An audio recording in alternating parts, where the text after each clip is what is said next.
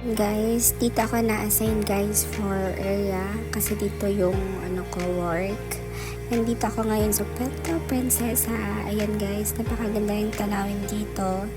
Ayan, ang lamig, nakakawala ng stress. And then nakaganda dito guys, no. Marami din dito pumupunta, nag-picture or kaya pictorial. Kasi guys, siya parang puntahan siya ng maraming tao, parang ganun po guys ba. Ayan. And guys, pupunta na rin ako dun sa mga customer ko kasi meron din ako i-deliver.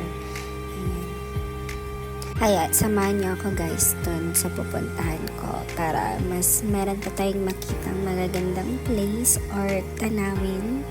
Yan. Para tawag dun, para maano yung place ng Palawan guys. Para lang siya talaga ng like probinsya ganun. Tapos maraming kahoy, ganun guys.